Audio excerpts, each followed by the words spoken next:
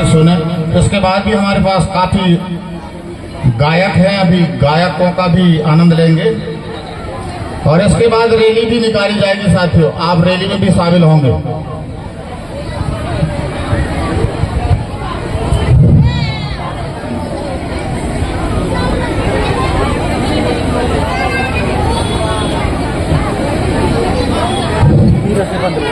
सम्मानी मंच में मंचासीन सभी बुद्धिजीवियों को मेरा सेवा जोहार और दूर दराज से आए हुए मेरे एसटी, एससी, ओबीसी और माइनॉरिटी के बंधुओं को एवं नन्हे मुन्ने बच्चे और नौजवानों को मेरा सेवा जोहार। दोस्तों, ये जो आज का दिन इंडिजीनियस पीपल डे के नाम से हम विश्व में मना रहे हैं, इसका कारण है। कारण क्या है कि हमारी हालत जो हमारे भारतवर्ष में एसटी, एससी, ओबीसी की है, वही हालत दूसरे देशों में, संसार के दूसरे देशों में भी यही हाल है। इसको चिंतन करते हुए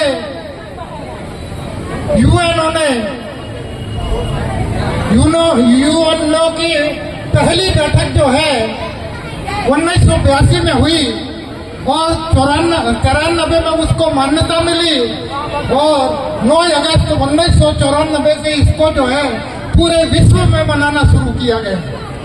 कि इसके पीछे यह है कि जो मूल निवासी लोग हैं, इंडिजीनियस पीपल का मतलब होता है मूल निवासी, मगर यहाँ की भाषा में आदिवासी है। तो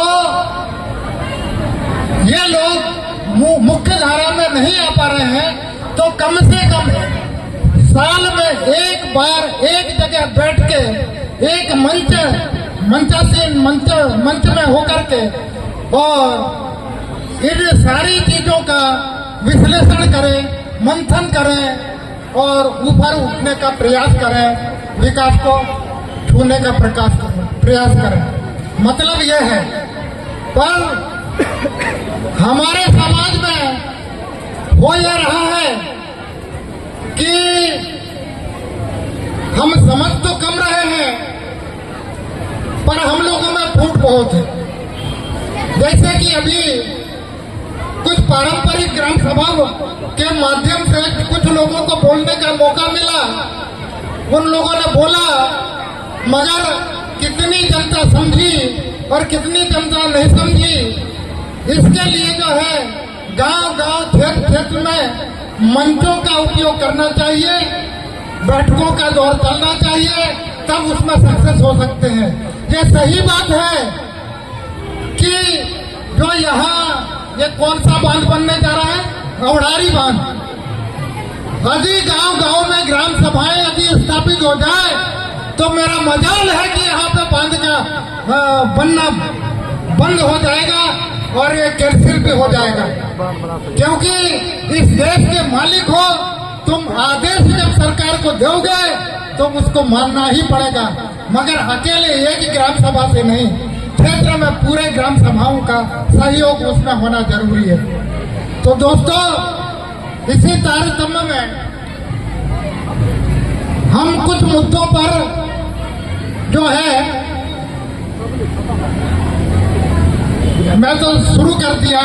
वैसे महापुरुषों का मनन करना चाहिए था मेरे को, तो मैं सबसे पहले राष्ट्रपिता महात्मा ज्योतिबाराव फुले, राष्ट्रमाता सावित्रीबाई फुले, साहू जी आरक्षण के प्रणेता साहू जी महाराज और विश्व रत्न डॉक्टर बाबा साहब अम्बेडकर और क्रांतिवीर बिरसा मुंडा जी को सादर समर्पित सेवा जोहार। दोस्तों, हम जो है हम मतलब यहाँ पे परंपरा की बात की जाती है, संस्कृति की बात की जाती है, पर हम जो है हम अपनी संस्कृति, अपने सब कुछ को भूलकर हम दूसरे धर्मों पे अवलंबित होने जा रहे हैं। उसी के उपलक्ष्य में मैं कुछ कहना चाहूंगा कि इस देश में करोड़ों दलित शोषित समाज के लोग बद से बदतर जीवन यापन कर रहे हैं। 2 वक्त की रोटी उनको नहीं मिलती, उनके घर में चूल्हा रोता है, बर्तन सिसकते हैं और बच्चे भूख से बिलबिलाते हैं। मनुवादियों ने इन्हें अधिकारों से वंचित कर रखा है। पढ़े लिखे नवयुवकों को इनके लिए कुछ करना चाहिए।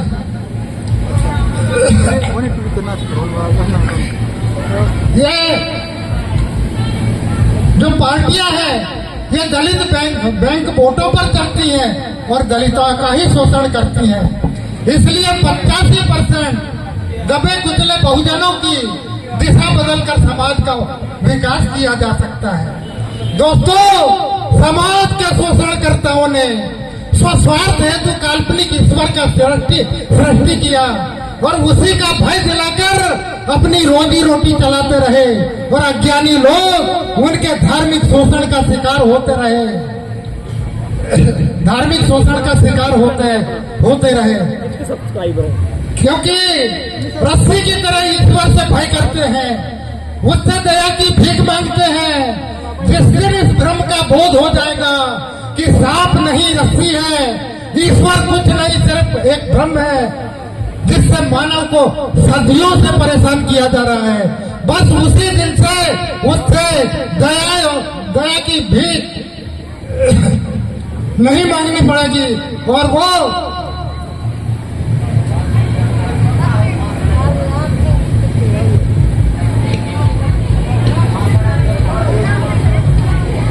ईश्वर कुछ नहीं सिर्फ एक भ्रम है जिससे मानव को सदियों से परेशान किया जा रहा है। बस उसी दिन से उससे भय और दया की उम्मीदें खत्म हो जाएंगी, अर्थ दीपो भव की बात दिमाग में आ जाएगी, तब इंसान अपनी बुद्धि और विवेक के भरोसे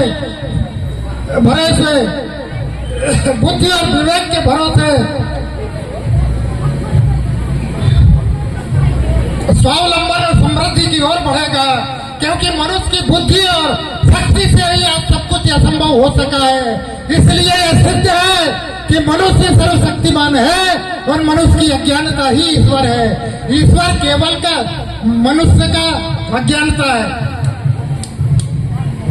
दादा बहुत दिन उचित कहते हैं, मेरे दादा की मतलब जितनी भी जब तक यह भ्रम नहीं मिटेगा वो रहता है जो ढोंग है, जो पंडितों के द्वारा मतलब एक रचा का यहाँ तरीका है जिसमें अपन लोग जकड़ गए, अपन तो धीरे धीरे निकल रहे हैं। मनुष्य का भ्रम और अज्ञानता है, जब तक यह भ्रम नहीं मिटेगा तब तक हम अंधकार को ही प्रकाश समझकर भ्रम में पड़े रहेंगे तथा इसी तरह परेशानी और तबाह रहेंगे, हमारी परेशान रहेंगे और पूर्व संचित धन समृद्धि और ऊर्जा को बेकार करते रहेंगे।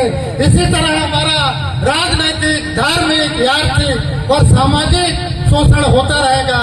लोग कहते हैं मानो तो देव, लोग कहते हैं मानो तो देव नहीं तो पत्थर, मानो तो गंगा नहीं तो बहता पानी। अगर मान लेने से ही सब कुछ हो जाता, मान लेने से ही यथार्थ सिद्ध हो जाता, तो आदमी को तुरंत साइकिल को मोटरसाइकिल, रेलगाड़ी को हवाई जहाज, फिटकरी को मिश्री और गोबर को हलवा मान लेता। अरे अपने भी खाता, लोगों को भी खिलाता, देवी देवताओं को भी चढ़ाता। अगर मान लेने से ही सब कुछ हो जाता तो वैज्ञानिकों को रात दिन परेशान होने की कोई जरूरत नहीं रहती। गोबर को ही मान लेता कि एड्स और कैंसर की दवा है और खिलाकर रोग तुरंत ठीक कर देता, लोग तुरंत ठीक कर देता। अगर अच्छा बोलते हैं हिमालय में बोलने का जो वो है ना वक्ता बहुत अच्छे हैं, पब्लिक की बात सुनती लेकिन चली गई। अगर मान लेना ही ईश्वर है, मान लेना ही धर्म है, तो नहीं चाहिए ऐसा ईश्वर, नहीं चाहिए ऐसा धर्म। किसी चीज को बिना जाने मान लेना, विश्वास कर लेना अवनति की जड़ है, विकास की बाधा है, उत्थान की कटारी है, उत्थान की कटारी है। इसलिए महात्मा बुद्ध ने कहा था, तुम किसी बात को इसलिए सत्य मत मानो कि बड़े बड़े पुराणों में लिखा है, बड़े बड़े दार्शनिक, वैज्ञानिक, धर्मगुरु और राजनेता कहकर गए हैं, इसलिए भी सत्य मत मान लेना कि कोई बात परंपरा से चली आ रही है। इसलिए भी सत्य मत मान लेना कि इस बात को सारे लोग मानते हैं, इसलिए सत्य होगा। इसलिए मेरी बातों को भी तुम अंधों की तरह सत्य ना मान लेना कि मैं बुद्ध हूँ, तुम मेरा सम्मान करते हो तो जो मैं कहूँगा वही सत्य होगा। ऐसी भूल कभी मत करना। हो सकता है हमारी बातें हमारे समय के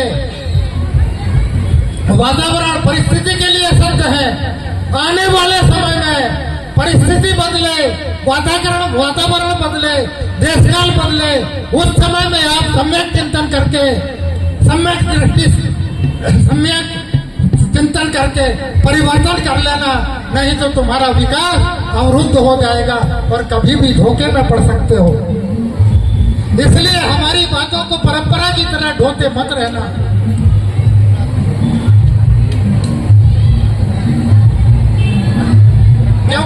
क्योंकि नौका पार उतरने के लिए इस्तेमाल किया जाता है, उस नाव को ढोया नहीं जाता। आज नौका ढोने वाले जाता है, उसके सिद्धांत को प्रयोग करने वाले कम लोग हैं।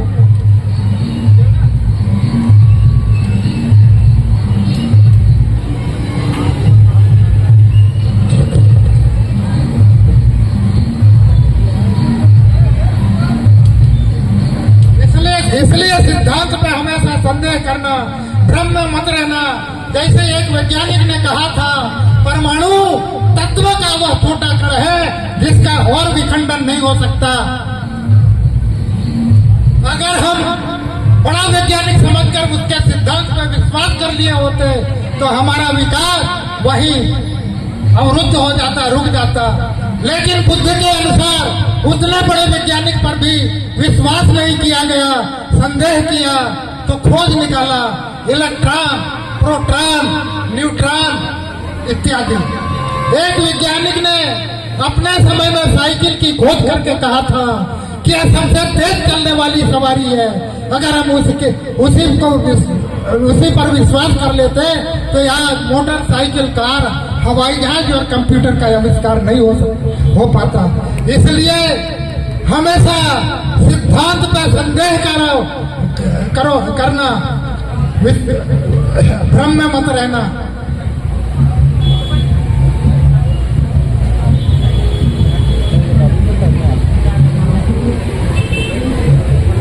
जो समाजवाद है, परिवर्तन को अपनी मूल नीति मान लेता है, वह समाजवाद निरंतर प्रगति करता है, निरंतर प्रगति करता है, उन्नति की दौड़ में कभी भी पिछड़ता नहीं है। जो समाज अपने बाप दादाओं की बनाई परंपरा को रूढ़िवादिता के तौर पर अपनी संपत्ति समझकर उसे ही पकड़ा रहता है, समय के साथ परिवर्तन नहीं करता, वह समाज धीरे धीरे समाप्त होने लगता है। जब उसके सोचने की क्षमता या परिस्थितियों से लड़ने की क्षमता का क्षय होने लगता है और समय के अनुसार वह समाज अपने आप में चमक और निखार नहीं ला पाता, एक ही जगह पड़ा सड़ जाता है। जो समय के साथ सम्यक दृष्टि से देखकर परिवर्तित होता रहता है, वह अनवरत विरत गति से विकास करता है। क्योंकि लुढ़कते हुए पत्थर पर कभी काई नहीं जमती, रोज प्रयोग में आने वाले लोहे पर जंग नहीं लगता, बहते हुए पानी से महक नहीं आती और रोज निकाले जाने वाले कुएं के पानी से दुर्गंध नहीं आती। आने की रुके हुए में सड़न और दुर्गंध हो जाती है। अरे हमारे समाज व देश की हालत भी कुछ ऐसी ही हो गई है। इस देश के लोग भी पत्थर की तरह एकदम स्थिर हो गए हैं। इधर उधर थोड़ा भी परिवर्तन न होने के कारण दिमाग में काई सी जम गई है, सोचने की शक्ति में जंग सी लग गई है। किसी तरह वैचारिक धक्का देकर इन्हें गतिशील करना होगा, इनके विचारों में गति देना होगा, फिर काई और जंग अपने आप छूट जाएगी और चिंतन शक्ति में निखार आ जाएगी।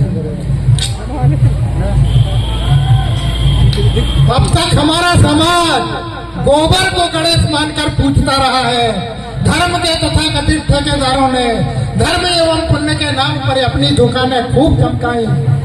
ईश्वर के नाम पर, देवी देवताओं के नाम पर स्वर्ग नरक का दिवा स्वप्न दिखाकर सीधे साधे लोगों को ही नहीं, पढ़े लिखे लोगों को भी खूब बेवकूफ बनाया है। दोस्तों, इन्हीं शब्दों के साथ मैं अपनी बात समाप्त करता हूँ। धन्यवाद।